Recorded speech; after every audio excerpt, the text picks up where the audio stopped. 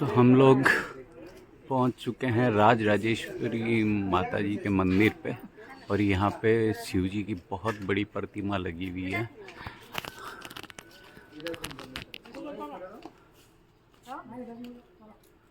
और जस्ट इसके पास में शंकराचार्य का स्टैचू बना हुआ है, तो हम जस्ट उसी के पास जा रहे हैं अब, जो हमारी फाइनल डेस्टिनेशन थी यहाँ की।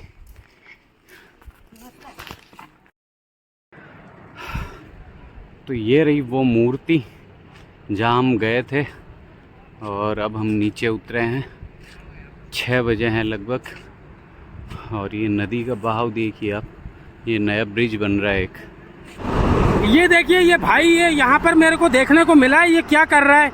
अब मैं पूछता हूँ इससे क्या कर रहा है। क्यों भाई क्या है ये? अबे लिफ्ट लेके भारत घूम रहा हूँ। अच्छा, कहाँ से आए हो? मैं नागौर राजस्थान से। तो ऐसा क्यों कर रहे हो? कर रहे हैं, भारत को देखने की इच्छा है, एक्सप्लोर करने की इच्छा है, इसलिए कर रहे हैं। तो बस में बैठ के चले जाते हैं ना? पैसे नहीं है भाई। अच्छा ऐसी बात है। हाँ, तो वो तो भारत को तो आप टीवी पे भी देख सकते हो, हमारा देश कैसा है। मैं यूट्यूब के जरिए आपको खुद आंखों से दिखाना चाहता था कि आप भी मेरी तरह घूम सकते हैं। अच्छा अच्छा, तो देखिए भाई लोग कितना अच्छा काम कर रहे हैं। ये कि मतलब पैसा नहीं है किसी के पास तो पैदल भी घूम सकता है आदमी, और इनकी वीडियो के माध्यम से लोग भारत देख सकते हैं। ये देखिए इनका लिफ्ट मांगने का तरीका देखिए, ये रोड पे खड़े हुए, ये है हाईवे और इस रोड पर खड़े हुए। और भाई के चैनल को बिल्कुल सब्सक्राइब कीजिए, अगर कोई भाई इनको देख रहा हो तो भाई को मोटिवेट करिए, मोटिवेशन बढ़ाइए, इनका हौसला बढ़ाइए।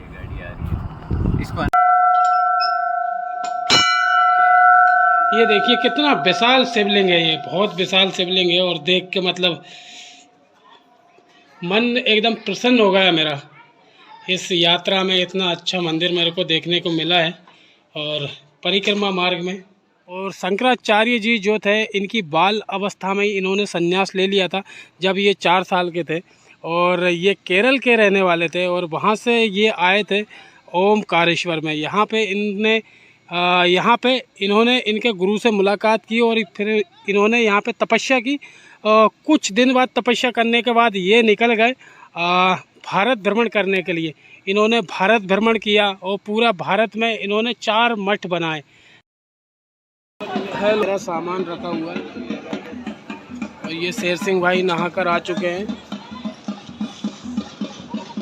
चलो अब टेंट के बाहर चलते हैं और टेंट के बाहर का क्या व्यू है मां नर्मदा नदी का, वो मैं आपको दिखा रहा हूँ।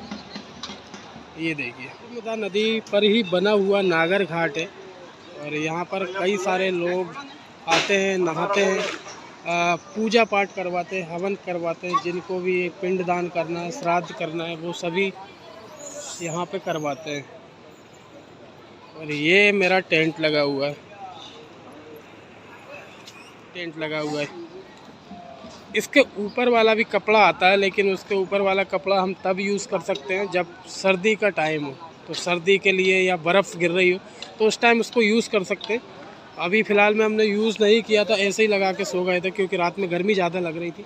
नदी के पास थे फिर भी गर्मी बहुत ज़्यादा थी, क्योंकि यहाँ पे नदी का जो पानी रहता है उसकी जो भाप निकलती है ना, वो नीचे से गर्म हवा छोड़ती है और भाप के कारण गर्मी पैदा होती है। तो गर्मी लग रही थी इसलिए हमने ऊपर का कपड़ा नहीं लगाया। चलिए मैं थोड़ा आगे ले चलता हूँ आपको। ये देखिए नागर घाट का कुछ ऐसा सीन है यहाँ का। देखिए ये लोग नहा रहे हैं। नींद तो मेरी सुबह खुल गई थी 6 बजे, 6 साढ़े 6 बजे, लेकिन उठने की इच्छा नहीं हो रही थी क्योंकि मैं रात में थोड़ा लेट सोया था। फिर बैठा रहा उठने के बाद और फिर वीडियो एडिटिंग करने लगा। वीडियो एडिटिंग करने के बाद उसको अपलोड पे डाल दी। अपलोड होने के बाद फिलहाल मैं अभी टेंट से निकला हूँ बाहर और टेंट के बाहर खड़ा हूँ। तो ये देखिए मां नर्मदा नदी का ऐसा सीन है और कितना तेज बहाव है इस नदी का कि जो इसके बहाव की जो धारा की जो आवाज़ है ना, वो भी मेरे कानों तक आ रही है। और इधर ढोल ढपले बज रहे हैं। ये लोग क्या है कि जिनको देवी देवता जिनके शरीर में आते हैं, उनको बुलाया जाता है ढोल ढपले बजा के। तो यहाँ पे नई नई एंटिक चीज़ें देखने को मिल रही है मुझे। और यहाँ का व्यू मुझे ऐसा लग रहा है जैसे कि मैं हरिद्वार या ऋषि का मार्ग, और सामने जो दिख रहा है आपको वो है ओमकार मठ। और ये जो पर्वत है, ये पहाड़ है, ये ओम के आकार का बना हुआ है, इसीलिए इसको ओमकारेश्वर कहा जाता है। तो अब चलो चलते हैं यहाँ से आगे की तरफ। और देखिए कितने सारे लोग परिक्रमा लगा रहे हैं इस पर्वत की।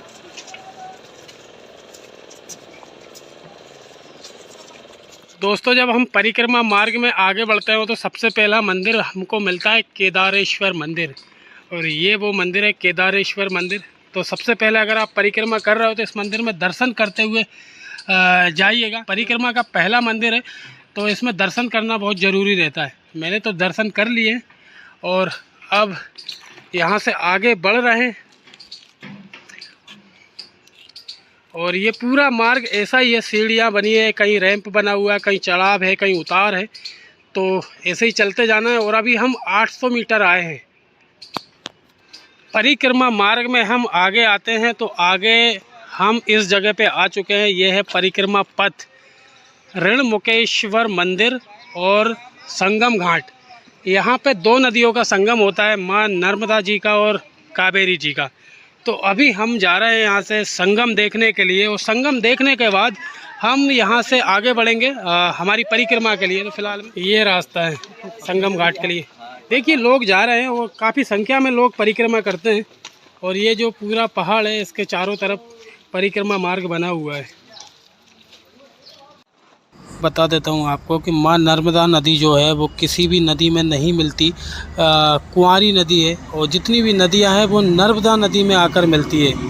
और ये देखिए यहाँ पर कुछ लोग जा रहे हैं और अधिकतर लोग आते हैं इस संगम को देखने के लिए।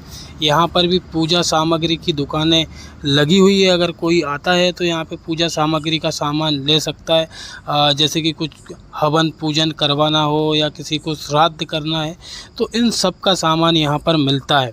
और सामने ये पहाड़ आप देख सकते हो, कितना सुंदर नज़ारा है इस पहाड़ का। और इधर आप लेफ्ट में देख रहे हो, ये है कावेरी नदी।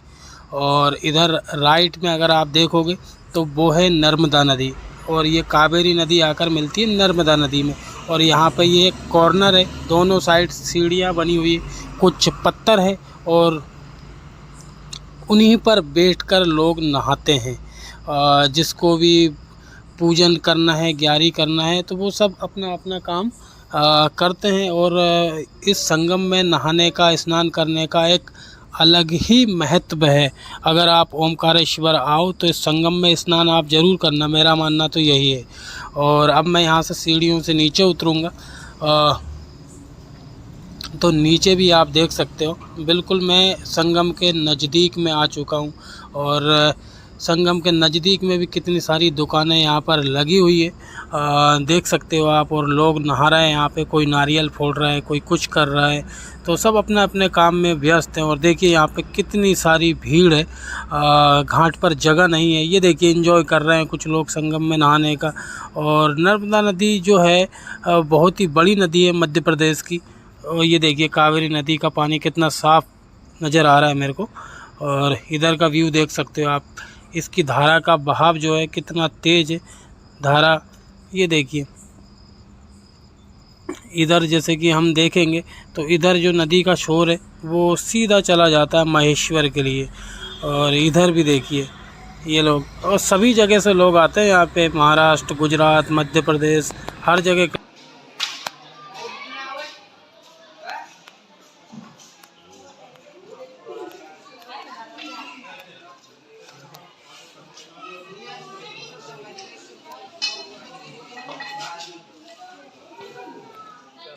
और अब जब हम ऋणमुक्तेश्वर मंदिर के आगे थोड़ा बढ़ते हैं तो हमें दिखाई देता है ये गेट। और इस गेट का नाम है धर्मराज द्वार।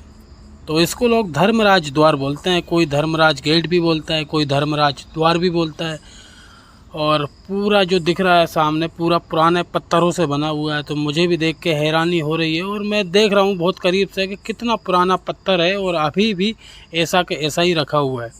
और इसी के जैसे कि हम ऊपर चढ़ते हैं तो धर्मराज गेट के हम सीधे हाथ तरफ देखेंगे तो हमें दिखाई देगा एक सुंदर सा व्यू माँ कावेरी नदी का। तो ये देख ही सकते हैं आप, जैसे कि सामने पहाड़ दिख रहा है और पहाड़ के बिल्कुल बीचों बीच से निकल रही है माँ कावेरी नदी। कितना साफ सुंदर नीला पानी दिखाई दे रहा है। तो चलिए हम ज़्यादा नहीं रुकते यहाँ से और अब बढ़ते हैं यहाँ से आगे की तरफ हमारी परिक्रमा के लिए, क्योंकि हमें आज परिक्रमा करने के बाद माहेश्वर के लिए निकलना है। और मेन द्वार पर ये बैठे रहते हैं कुछ लोग, ये मनोरंजन करते हैं, भजन वगैरह गाते रहते हैं। तो इनको अगर अपनी इच्छा से आप कुछ देना चाहो तो दे सकते हो, जो भी है। और आगे बढ़ रहे हैं तो ये देखिए सीढ़ियाँ है, कहीं पर रैंप बना हुआ है और ये पूरा पहाड़ के बीचों बीच से पूरा मार्ग बनाया है इसको। ये है माता जी की मूर्ति, काली माता जी की। और यहाँ से हम आगे बढ़ते हैं, ये देखिए सीढ़ियाँ हैं और इधर भी जंगल दिख रहा है आपको, इधर भी जंगल दिख रहा है। और इस परिक्रमा मार्ग में आपको पूजा पाठ दुकानों की सामग्री की दुकान ये भी मिलेगी। और पास में ही है यहाँ पे राधा कृष्ण का मंदिर। ये देखिए उल्टे हाथ पे आप देख सकते हो, ये है राधा कृष्ण का मंदिर। और मुझे एक चीज़ यहाँ पे देखने को मिली है कि जो भी परिक्रमा मार्ग है ना, इसमें आदिवासी लोगों के मकान बने हुए, आदिवासी लोग यहाँ पर रह रहे हैं।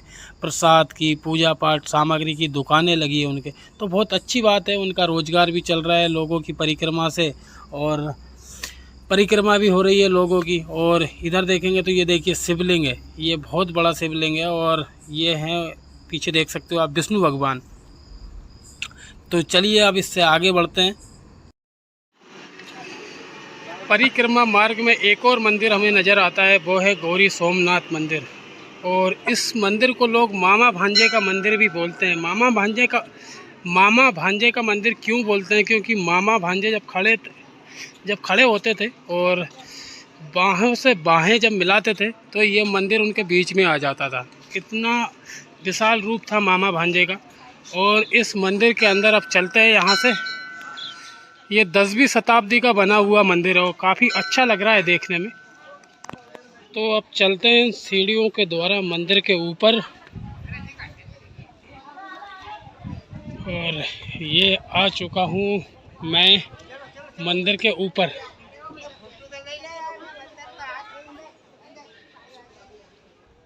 ओम नमः शिवाय, ओम नमः शिवाय। अरे गजब गजब क्या सीन है भाई भोलेनाथ जी का। ये देखिए कितना विशाल शिवलिंग है, ये बहुत विशाल शिवलिंग है। और देख के मतलब मन एकदम प्रसन्न हो गया मेरा। इस यात्रा में इतना अच्छा मंदिर मेरे को देखने को मिला है। और परिक्रमा मार्ग में एक शिवलिंग यहाँ पर भी देख सकते हो आप, एक यहाँ पर भी है। महाराज जी थोड़ा अंदर जा सकते हैं? हाँ। और चलिए बाबा से चरण स्पर्श कर लेते हैं। ओम नमः शिवाय, ओम नमः शिवाय, ओम नमः शिवाय। ये देखिए मंदिर का आर्किटेक्चर देखिए आप, कितना पुराना मंदिर है ये। और पूरा ऐसा ही रखा हुआ है पहले से। यहाँ के महाराज जी से पूछते हैं इस मंदिर की विशेषता के बारे में। तो महाराज जी आप कुछ बताना चाहोगे? महाराज जी आप, क्या नाम है महाराज जी आपका? महिपाल। क्या? महिपाल। थोड़ा तेज बोलिए। महिपाल। अच्छा, आप कब से सेवा कर रहे हो यहाँ पे? हमारी तो पीढ़ियों से चलता है। पीढ़ियों से चल रहा है। इस मंदिर की क्या विशेषता है, थोड़ा व्यूवर्स को बता दीजिए। ये सज्जन माँ भांजे पहले सफ़ेद थी मूर्ति। हाँ। इसमें अपना अगला पिछला जन्म दिखता था। अच्छा। औरंगजेब ने देखा तो उसका अगला जन्म सुअर का देखा। सुअर का? हाँ, और आने वाले का देखा था। अच्छा। तो उसने गुस्से में तोड़ फोड़ के वो फूटी, उसको लकड़ी रख के जला दिया। तोड़ फोड़ के क्या किया? तोड़ फोड़ने की कोशिश की, फूटी नहीं वो। हाँ। फिर लकड़ी रख के जला दिया उसको। अच्छा, जला दिया। हाँ, जब से काली। उसके कारण ये काली हो गई। हाँ, पहले सफ़ेद थी। पहले से। और ये मंदिर कितना पुराना मंदिर है? पांडवों ने स्थापना की। पांडवों ने स्थापना की। लगभग कौन सी शताब्दी में हुआ होगा? 50 से ऊपर हो गया। 50 साल से ऊपर। 52-53। अच्छा, तो देखिए दोस्तों, ये महाराज जी ने, यहाँ के पंडित जी ने बताया ये शिवलिंग की जो विशेषता है कि पहले इस शिवलिंग में अगला पिछला जन्म दिखता था। और औरंगजेब यहाँ पर आए थे, उन्होंने यहाँ पे शिवलिंग में अपना अगला पिछला जन्म देखा था, तो उन्हें गधे और सुअर का जन्म दिखाई दिया था। तो उसी कारण उन्होंने यहाँ पे शिवलिंग में आग लगा दी थी और उसके बाद से ये शिवलिंग काला हो गया। तो काफ़ी रोचक जानकारी मिली है मुझे यहाँ पे। परिक्रमा लगाने के बाद अब मैं मंदिर से बिल्कुल बाहर आ चुका हूँ और मंदिर के इसी परिसर में हूँ। जिस स्ट्रक्चर पे मंदिर बना हुआ है उसी स्ट्रक्चर को पीछे से देख रहा हूँ कि कैसा क्या स्ट्रक्चर बना है इस मंदिर का। और ये देखिए सीढ़ियाँ भी है उतरने चारों तरफ से इस मंदिर का। एक बात है, इस मंदिर में चारों तरफ से चढ़ने के रास्ते हैं, चारों तरफ से सीढ़ियाँ है इसकी, कहीं से भी आप चढ़ सकते हो।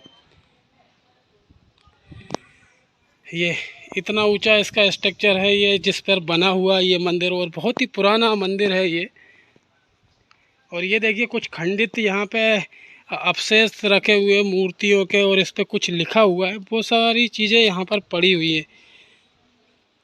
ये देखिए यहाँ पे बंदर भी काफ़ी मात्रा में है। पूरी आपकी जो भी मार्ग परिक्रमा आप करते हो ना, तो बंदर आपको काफ़ी मात्रा में देखने को मिलता है। बंदरों के लिए भी लड्डू जो भी खाने का सामान आप लाना चाहो तो ला सकते हो।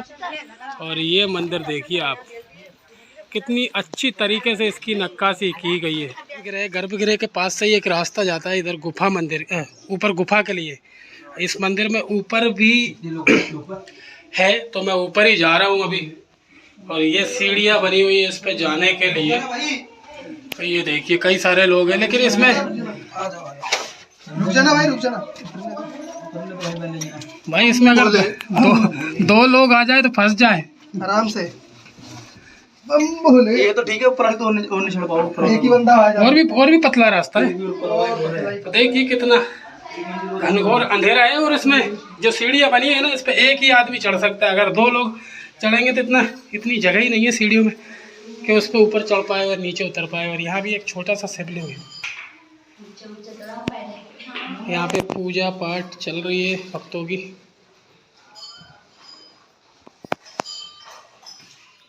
और ये मंदिर का जो शिवलिंग है ये पूरब दिशा में है। पूरब दिशा से जब हम नीचे उतरते हैं तो सामने हमको नज़र आता है नंदी जी। और आपको पता ही होगा कि शंकर भगवान के जितने भी सारे मंदिर हैं उनके आगे नंदी जी विराजमान रहते ही हैं। और यहाँ पर भी ये बहुत ही विशाल रूप में बने हुए। और देखिए ये भी काले नंदी जी हैं। और जब हम इस मंदिर से थोड़ी सी आगे आते हैं, बिल्कुल पास में ही है, कोई ज़्यादा दूर नहीं है, और हमें एक मंदिर नज़र आता है। ये है हनुमान जी का मंदिर, और इस मंदिर का नाम है श्री पाताली हनुमान जी।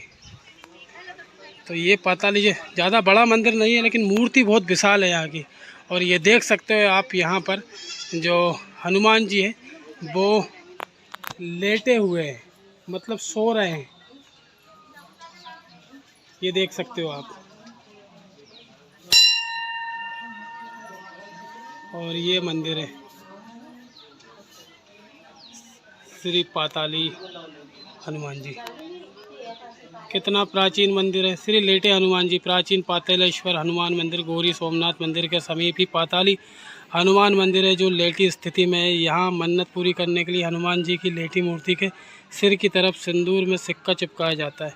तो देखिए ये मान्यता है इस मंदिर की। पाताली हनुमान जी मंदिर के थोड़ी सी और आगे चलते हैं तो आगे हमें नज़र आता है भगवान भोलेनाथ का स्टैचू। ये देखिए, और यहाँ पे भगवान भोलेनाथ की प्रतिमा बनी हुई है, काफ़ी सुंदर प्रतिमा है ये। और ये मंदिर है, और इसके थोड़ी सी हम और आगे जाएंगे तो हमें देखिए नज़र आता है शंकराचार्य जी की मूर्ति। अब इसके पास में जाते हैं और सामने से थोड़ा सा दिखाता हूँ मैं आपको कि सामने से कैसा नज़र आता है शंकराचार्य जी की मूर्ति। और ये उसका मेन गेट बना हुआ है। अब हम आ चुके हैं शंकराचार्य जी के स्टैचू के बिल्कुल नज़दीक में। ये देखिए, इसका अनावरण तो हो चुका है, इसका उद्घाटन तो हो चुका है, लेकिन अभी भी इसके पास में नहीं जाने देते लोगों को, क्योंकि अभी भी पूरा काम चल रहा है। देख सकते हो नीचे आप, ताकि कुछ गिर जाए, किसी को कुछ लग जाए तो इसके आसपास नहीं जाने देते। दूर से आप देख सकते हो। और ये जो मूर्ति है ये 108 फीट ऊंची मूर्ति है, और नीचे का जो स्ट्रक्चर आपको दिख रहा है ये 54 फीट ऊपर है। तो 54 फीट और 8 फीट का पूरा लगभग ये मान लीजिए 54 फीट और 108 फीट की मूर्ति को मिला के लगभग 200 के करीब है ये। तो 200 फीट का पूरा स्ट्रक्चर है। नीचे भी 7 फीट का पूरा बनाया गया है, उसके ऊपर 54 फीट और उसके ऊपर 108 फीट की मूर्ति है। शंकराचार्य जी की। और शंकराचार्य जी जो थे इनकी बाल अवस्था में ही इन्होंने संन्यास ले लिया था जब ये 4 साल के थे। और ये केरल के रहने वाले थे और वहाँ से ये आए थे ओमकारेश्वर में। यहाँ पे इन्होंने इनके गुरु से मुलाकात की और फिर इन्होंने यहाँ पे तपस्या की। कुछ दिन बाद तपस्या करने के बाद ये निकल गए भारत भ्रमण करने के लिए। इन्होंने भारत भ्रमण किया और पूरा भारत में इन्होंने 4 मठ बनाए। 4 मठ में से एक मठ इनका है वो द्वारकाधीश में, एक मठ जो है इनका उत्तराखंड में जो जोशी मठ के नाम से बहुत ही फेमस है पूरे इंडिया में। अभी तो जो आपदा आई थी उसमें उसका नुकसान हो गया तो थोड़ा सा टूट फूट गया है वो, लेकिन वो जोशी मठ इन्हीं के द्वारा बनाया गया था। और अगर हम इधर देखेंगे तो इधर है नर्मदा नदी का डैम, पूरा बांध बना हुआ, ये रास्ता जाता है, लोग जा रहे हैं इस रास्ते से बांध को देखने के लिए। और ये रास्ता चला जाता है परिक्रमा करते हुए नीचे मंदिर की तरफ। तो हमारी परिक्रमा अब यहीं से नीचे की तरफ जाएगी और यहीं से हम हमारी परिक्रमा समाप्त कर देंगे। तो दोस्तों अभी हैं हम महेश्वर में और महेश्वर में हम एक होटल में हमने खाना खाया है। होटल का नाम है महेश्वर दर्शन, राइट।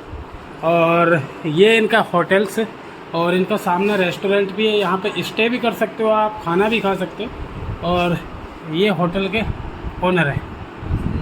अब इनसे हम कुछ बातें करते हैं। क्या नाम है सर आपका? मेरा नाम हर्षित जैन है। अच्छा, ये होटल आपका कितना पुराना है? अभी सिर्फ 6 महीने हुए हैं। 6 महीने? अभी मतलब मैंने सुना है कि इसमें बाढ़ आ गई थी तो बहुत सारा नुकसान हुआ। हाँ, मतलब कि पानी जो आप जहाँ खड़े हैं ना वहाँ तक आ चुका था। अच्छा। और पूरे होटल में सब तो फिर से इसका रिनोवेशन कर रहे हो आप? वापस होटल इसका से? रिनोवेशन अभी कंटिन्यू कर रहे हैं, चल रहा है काम। अच्छा। और आप कुछ कहना चाहेंगे हमारी यात्रा के बारे में? हम जीरो बैलेंस में ट्रैवल कर रहे हैं, ऑल इंडिया ट्रैवल कर रहे हैं और हमारे बारे में हमें देख के, हमने जो बताया उसे देख के आपके मन में क्या विचार आया, क्या सोचा मेरे आपने? मन में सबसे पहला विचार है कि आपको देख के जो देश का युवा है जिसको ट्रैवल का वो, जैसे मुझे खुद ट्रैवल बहुत पसंद है, मैं बहुत सी जगह जा चुका हूँ। तो मुझे पता है कि ट्रैवलर के लिए सबसे मेन चीज़ होती है कि कैसे कम से कम बजट में आप ट्रिप को कंप्लीट करें और आप जीरो बैलेंस करें। तो बहुत ही मतलब कि एक सीखने वाली बात है कि अगर आदमी ठान ले तो वो कुछ भी कर सकता है। तो मेरी तरफ से आप सबको बहुत बहुत धन्यवाद सर आपका। और अगर कोई व्यूवर्स इस वीडियो को देख रहा है और कोई महेश्वर अगर आए तो महेश्वर जब आप आओगे ना तो घाट की तरफ रास्ता जाता है और घाट के रास्ते में लेफ्ट हैंड साइड होटल है, होटल महेश्वर दर्शन। तो आप यहाँ पे स्टे कर सकते हो और यहाँ पे खाने की हर फैसिलिटी है यहाँ पे। तो बिल्कुल आइएगा कभी महेश्वर आना हो तो। महेश्वर बहुत ही खूबसूरत सी जगह है, ये एमपी के टूरिज़्म प्लेस में इसका नाम आता है। और यहाँ पे बहुत सारी बॉलीवुड मूवी की शूटिंग्स वगैरह होती रहती है, बहुत सारी हुई है। और मैं ये चाहूँगा आपके व्यूअर्स को कहना चाहूँगा कि इन्हें सपोर्ट करते रहे, जहाँ भी ये आपको मिले इनका हौसला बढ़ाए, इनको जो मदद लगे वो करें ताकि ये और लोगों को इंस्पायर कर सके। तो आप फटाफट से भाई के चैनल को सब्सक्राइब कीजिए और ढेर सारा प्यार दीजिए। Thank you so much, thank you so much.